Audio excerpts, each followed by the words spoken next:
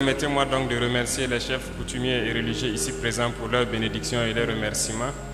Que Dieu exauce toutes les prières et que Dieu permette à ce que le Burkina retrouve sa paix. Merci beaucoup à vous pour tous les efforts que vous faites. Les aspirations des peuples se rejoignent, que ce soit ici au centre-est, au niveau donc du sud-ouest où nous sommes passés, à Koudougou, un peu partout où nous avons fait le tour, les préoccupations se rejoignent plus ou moins. Hier, je suis passé par Bagrépoul pour regarder un peu certains périmètres aménagés, voir un peu le potentiel avant d'arriver ici. Ce qui m'a permis en tout cas de voir qu'il y a un gros potentiel encore non exploité, beaucoup de terres qu'on pourrait aménager et permettre à beaucoup plus de monde de pouvoir travailler. Nous en sommes conscients, nous avons fait le constat terrain et là-bas aussi nous avons vu des personnes actives qui se battent au quotidien, qui travaillent avec beaucoup d'ardeur. Ce qui nous amène donc à vous dire que dans le cadre de l'offensive, le ministère de l'Agriculture a entrepris donc un certain nombre d'opérations d'aménagement de terrain, un peu partout au Burkina, pas seulement à Bagré, mais un peu partout. Force est de constater que malheureusement, certaines personnes sabotent ces initiatives-là. Alors le ministère s'est fixé pour juin, c'est l'objectif qu'ils ont eu, pour qu'un certain nombre de terres soient aménagées. Et vous pourrez constater que le ministre fait beaucoup de sorties terrain pour voir l'évolution des chantiers.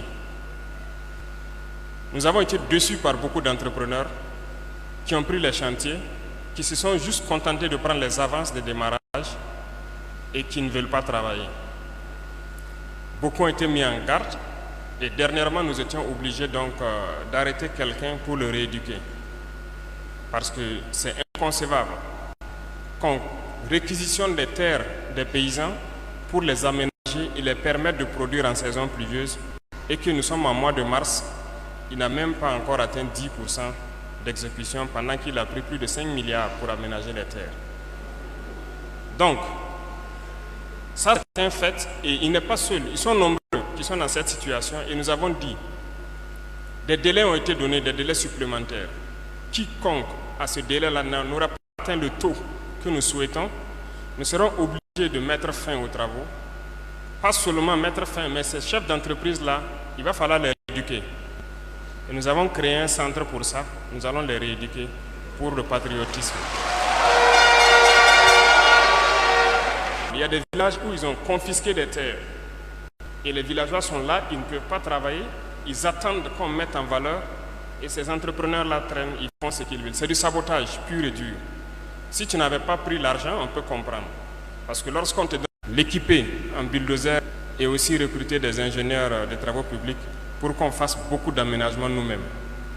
Dans le même sens, vous avez parlé beaucoup des barrages à construire, beaucoup de barrages ensablés. C'est le besoin de tout le monde. Lorsqu'il y a un minimum de machines qui permettent un certain aménagement, si c'est l'apport en matériaux latéritique, en pierre et autres, la population peut contribuer. Ça va nous permettre de construire beaucoup de barrages. Parce que, à côté de Ouagadougou, il y a au moins un barrage que je suis passé voir l'année passée, qui devait finir avant la saison. À la première pluie, l'eau est venue emporter la digue. Mais ça a été confié à un entrepreneur. Ça veut dire que l'année passée, il nous a mis en retard dans cette zone, avec un bon potentiel qui aurait pu être exploité. Il est en train de refaire et jusqu'à l'heure là, il n'a pas fini. Mais on est obligé d'aller vite. Si on ne le fait pas, voilà que vous réclamez des barrages, vous réclamez des terres aménagées. Si on doit s'arrêter et attendre les humeurs de chacun, ça ne pourra pas aller. Donc, engagement a été pris pour créer ces structures-là nous-mêmes et pouvoir accélérer un certain nombre de travaux, créer beaucoup de barrages et de périmètres aménagés pour atteindre notre objectif. L'APEC continue les souscriptions, donc c'est inviter les gens à continuer de souscrire et félicitations à la région donc, du centre-est qui est la troisième région la plus contributive après au bassin et la région du centre. En tout cas, nous sommes passés à Bagré, nous avons vu les producteurs de tomates là-bas et nous avons vu aussi comment la tomate quitte le Burkina. Presque la quasi-totalité de la production là-bas repart ailleurs, être transformée et revenir vendre cela donc à nos mamans. Je pense qu'il est temps qu'on se mette au sérieux pour que ça puisse se transformer sur place ici. Donc nous attendons donc que l'APEC atteigne un niveau et dès qu'ils sont prêts, nous pourrons venir lancer la construction donc, de cette usine-là. La RN17, le marché est lancé. Nous sommes en train de mettre tout en œuvre pour que les forces puissent sécuriser donc, le bitumage de cette route-là dans les prochains jours, que ça puisse commencer. Dès que l'entreprise est connue, on va lancer donc, le bitumage. Et il y a l'autre voie aussi qui passe par Komiyanga, qui est prévue dans le même cadre, démarrer en même temps pour qu'on puisse bitumer. Donc les forces, les FDS de la région là sont mobilisées. Pour les centres de santé, nous sommes en train d'expérimenter un modèle. Nous voulons des centres où on n'a pas besoin de trop d'évacuation, que les médecins puissent faire le minimum sur place. Les transfusions sanguines, les petites interventions chirurgicales, la radiologie, les laboratoires, un certain nombre, vraiment un centre complet pour qu'il n'y ait pas besoin de chaque fois évacuer les gens. Et nous voulons commencer avec un certain nombre de communes et espérer étendre ça à d'autres communes. Donc ces centres-là aussi, j'ai reçu les plans, les devis et tout. Nous allons piloter ça directement à partir des grands projets à la présidence là-bas pour mettre en place, en coordination avec le ministère de la Santé et voir le coût qu'on va mettre dedans et ce qui va pousser. Et on va comparer ça à ce que les gens faisaient et on verra net ce qu'on peut faire donc, pour toutes les communes de Burkina. Mais il faut dire que ce qui est existant, souvent même rien que les installations électriques ne répondent pas à l'installation même de certaines machines. Donc, ce n'est pas prévu pour ça. Il faut qu'on revoie donc le système Karma et créer de nouvelles structures. Et ça aussi, c'est une lutte acharnée et j'espère que dans les prochains jours, on pourra créer le premier exemple et voir ce que ça donne et pouvoir donc étendre ça un peu partout. Le système éducatif, c'est en pleine réforme et ça rejoint donc ceux qui demandent les centres de formation. Ça aussi, on attend les vacances pour faire une grosse réforme même dans le gouvernement. Parce qu'on s'est rendu compte que la formation professionnelle est un peu négligée, sinon beaucoup négligée, ça n'existe pas. Même les cadres et tout ça, ça n'existe pas. Donc nous voulons séparer carrément le volet formation professionnelle et emploi de l'enseignement général. Mais avant ça, il y a une initiative qui est en train d'être lancée. On a choisi 80 communes, je crois, pour pouvoir lancer cette initiative-là. C'est notamment dans le domaine agricole. On a demandé à chaque commune de fournir 100 hectares de terre pour que nous puissions construire un petit centre où des jeunes gens seront recrutés donc dans la commune là-bas, au moins une centaine. Ils seront formés de façon pratique, vont apprendre et vont faire en même temps sur les 100 hectares ce qu'ils auront appris. À partir de là, plus tard, ils pourront aller s'installer à leur propre compte avec un accompagnement. Donc, normalement, cette initiative doit être lancée aussi dans les jours à venir. Concernant les femmes, donc je suis d'accord. Moi, j'attendais cette proposition d'ailleurs parce que Maison de la Femme, si on peut transformer en des centres où les femmes vont vraiment apprendre beaucoup de choses et que ce soit des centres d'excellence, ça serait une bonne chose. Mais je sais que vous ne pouvez pas transformer tout dès demain. Il faut faire un plan, comment aller étape par étape dans chaque région et dans chaque province, faire un plan comment rendre plus professionnelle la Maison de la Femme. Parce que ça existe, il y a certaines maisons de la femme qui ont demandé des forages, on a réalisé, bon, elles font des petits jardinages et tout. Ce serait bien que les apprentissages de métiers, beaucoup d'autres choses puissent se faire dans ces centres-là. Pour le personnel handicapé aussi, il y a nécessité peut-être de voir, surtout, il y a des domaines tels que le transport comme ça, quelle solution trouver. Quelqu'un qui est handicapé moteur, s'il arrive pour entrer dans un car, bon, nos cars sont connus pour ne pas avoir de rampe d'accès. Donc mener des réflexions avec eux, avec la coordination nationale, un certain nombre de volets qui puissent quand même permettre de respecter leurs droits élémentaires et les conditions de vie décentes. Comment est-ce qu'on peut arriver à créer quelque chose qui les permette d'accéder à certaines, même il y a certaines infrastructures où il n'y a pas de rampe d'accès. Je pense qu'actuellement tout ce qui est construction en tout cas c'est prévu, mais les constructions anciennes, comment modifier que quand même ils puissent accéder. Pour les microcrédits, l'accès au financement et tout, c'est un problème général, c'est global. Mais je pense que le Trésor est en train de se transformer en banque. On vous a annoncé ça quand même. Le Trésor est en train de muter en banque et donc c'est inviter tous les opérateurs économiques, tous les artisans et autres. Les gens peuvent ouvrir des comptes au Trésor pour épargner, mais aussi ça va évoluer pour pouvoir accompagner donc dans le financement des microcrédits. C'est converti en banque. Pour les fonctionnaires, tout le monde systématiquement aura un compte là-bas, mais ça va évoluer vers le secteur privé et je pense que vous devez avoir une rencontre pour réfléchir sur comment est-ce que le Trésor peut accompagner cela. Pour le paiement des factures, c'est une opération qui a été lancée à 2 semaines pour que la dette intérieure là soit apurée. Il y a plusieurs régions déjà où l'argent est parti au trésor pour pouvoir payer les factures.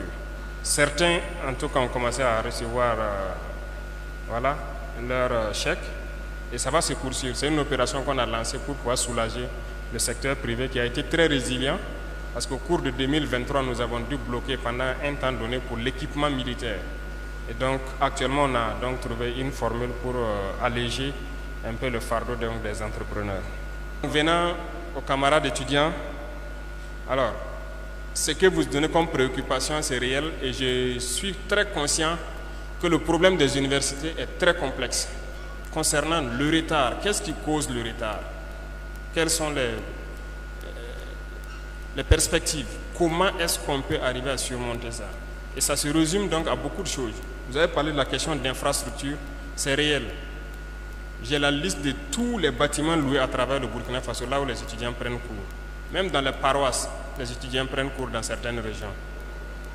C'est sérieux. J'ai vu la liste là. Et la plupart des bâtiments à travers le Burkina, c'est loué. Nous-mêmes, nous sommes contre ça.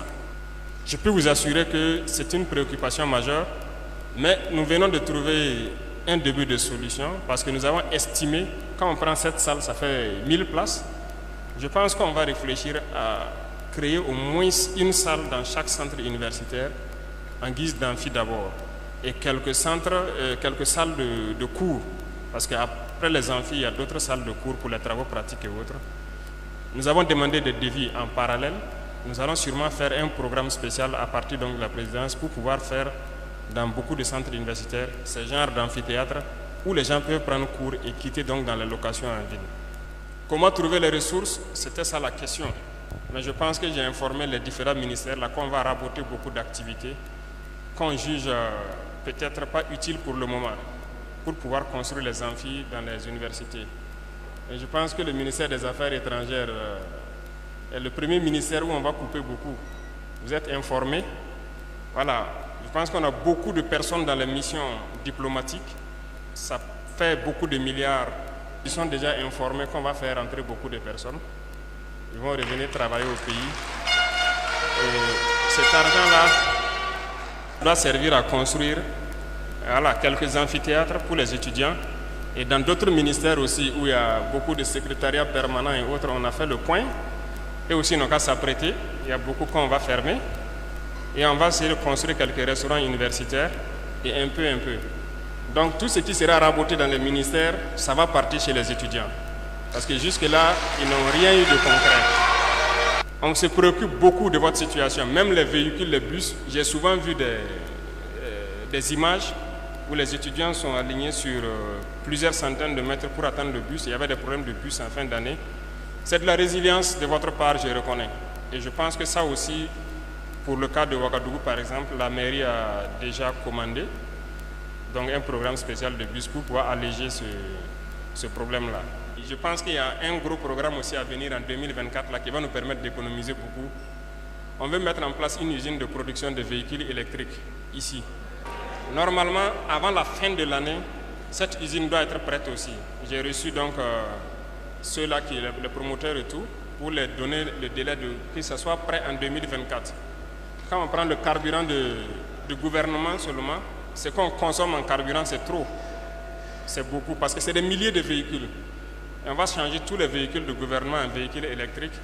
Et je pense qu'on fera de l'économie dans le carburant qui doit permettre de faire autre chose. Pour les PDI, en tout cas, la région a connu de la turbulence, surtout en 2023. Et je pense que les FDS sont à saluer. Il y a eu beaucoup d'efforts. On a injecté quand même beaucoup de force dans la zone pour pouvoir faire retourner le maximum de PDI dans certaines communes, et ça continue. Et c'est le lieu pour moi donc de dire que, comme il a dit, environ 80% sont reconquis. Il faut maintenant consolider, c'est cette phase qui est en cours. Il faut consolider ce qui est reconquis avant de se projeter à l'avant. Et comment consolider? Hier, je disais aux responsables coutumiers religieux et aux chefs de circonscription administrative que tout le monde doit se mettre dans la guerre. Se mettre dans la guerre, ce n'est pas forcément prendre la Kalachnikov. Les VDP ont décidé, ils sont dedans. Pour la question de dédouanement et de port sec pour les opérateurs, nous allons voir ça avec le ministre du Commerce et de l'économie, comment ça peut se faire. Retenez aussi qu'il y a ce volet de digitalisation qui nous tient à cœur, qui est un secteur très important, mais aussi que les gens ne voulaient pas. Beaucoup de gens ne voulaient pas. Mais je pense qu'avec ça, ça doit pouvoir permettre de résoudre ce problème-là. S'il y a la digitalisation, je ne pense pas que c'est nécessaire de venir jusqu'à Ouagadougou pour dédouaner quelque chose et puis revenir à Tinkodougou. Ça peut se faire à la frontière et les ressources vont partir directement au trésor. L'électricité, c'est un problème, c'est l'énergie en général. Bon, nous sommes en train de miser beaucoup sur le solaire. Certaines centrales sont en train d'être construites. Mais vous savez aussi que nous sommes en train de prospecter d'autres types de sources d'énergie. Voilà. Actuellement, nous avons parlé du nucléaire avec la Russie. Mais ça, c'est, je dirais, à moyen ou long terme. Mais dans l'immédiat aussi, nous sommes en train de négocier avec le Niger parce qu'ils ont plusieurs sources d'énergie. Ils ont le charbon, voilà, en plus du pétrole et tout. Nous sommes en train de voir qu'est-ce qu'on peut mettre en commun dans l'AES ici pour être indépendant du point de vue énergétique. Il faut qu'on soit autonome sur le point de vue énergétique pour permettre aux opérateurs de créer les industries. S'ils créent aussi qu'il n'y a pas d'énergie à moindre coût, ça devient très compliqué. C'est la population qui va supporter les coûts. Donc c'est plusieurs choses qu'on est en train de faire en même temps. Et je pense que les réflexions vont bon train pour pouvoir créer le maximum. Maintenant, revenons à nos braves agriculteurs. Je pense que l'intervention est claire, limpide. Et ici, parlant des semences, il faut saluer donc nos chercheurs qui font du travail exceptionnel mais qui n'étaient pas reconnus. Aujourd'hui, nous sommes en train de les valoriser et nous sommes en train de valoriser les producteurs sémenciers pour qu'ils produisent beaucoup de semences. Vous voyez, même le blé qui est cultivé ici, c'est des semences produites ici. Et les gens, à côté du champ de blé, même, il y a un champ de semences qui est à côté. Il y a le blé pour la consommation, mais le blé aussi pour la semence de l'année prochaine. Et ça se fait un peu partout. Beaucoup d'autres semences, que ce soit le maïs, les chercheurs ont trouvé de bonnes variétés qui s'adaptent un peu partout. Et nous sommes en train de les valoriser actuellement, de leur permettre d'avoir de bons laboratoires et de créer toujours les bonnes semences pour que ça puisse s'adapter à notre climat. Donc soyez rassurés. Revenons au problème d'engrais et d'intrants de matériel agricole. Une réforme de la CAIMA s'impose. Et je suis sur ça personnellement. Actuellement même, le DG de la CAIMA est en mission quelque part pour la question des engrais.